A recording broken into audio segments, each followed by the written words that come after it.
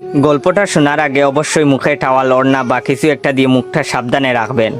মায়ের হাতে খেলানি খেলে আমি দায়ী না। বল্টু হ উচ্চারণ করতে পারে না, হকে গো বলে ফেলে। ক্লাসে নতুন ম্যাডাম এসেছে, এবার পরিচয় পর্ব শুরু হলো। ম্যাডাম বলল, হাই ছাত্রছাত্রীরা, আমি পাখি, এবার তোমাদের পরিচয় দাও দেখি। হাই আমি মন্টু, হাই আমি সেন্টু, এভাবে যে যার মতো পরিচয় দিল। এবার বল্টুর পালা।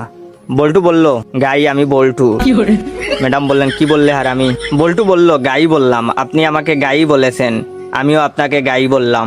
ম্যাডাম বললেন, কি তোর সাহস কি করে হলো আমাকে গাই বলতে?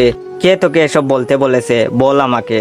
বল্টু বলল, প্রধান শিক্ষক, তিনি বলেছেন ম্যাডাম এসে সবাইকে গাই বলবে, তোমরাও ম্যাডামকে গাই বলবে। বল্টুর কথা শুনে ম্যাডাম কাঁদা শুরু করলো। এমন সময় পাশের ঘর থেকে হেড স্যার আসলো। হেড স্যার আবার ক বলতে পারে না, ক কে প বলে ফেলে। হেড স্যার এসে বললেন, কি ব্যাপার ম্যাডাম, এভাবে পাচ্ছেন যে? প্রথম দিনেই ম্যাডাম রে এভাবে পাদানো হলো কেন? হেড স্যারের কথা শুনে ম্যাডাম আরো জুড়ে জুড়ে কাঁদা শুরু করলো।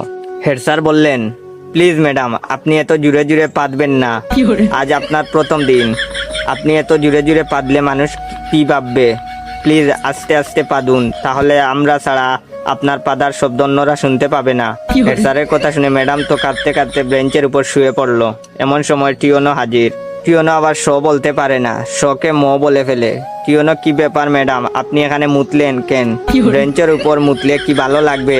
আপনার মুতার দরকার হলে আমাদের বলতে পারতেন, আমরা আপনাকে বিছানা তৈরি করে দিতাম, বিছানায় আপনি আরামে মুততে পারতেন। এমন সময় শিক্ষামন্ত্রী হাজির। শিক্ষামন্ত্রী আবার উপরের সবগুলো সমস্যা বিদ্যমান। শিক্ষামন্ত্রীকে যে যার মতো ঘটনা খুলে বলল।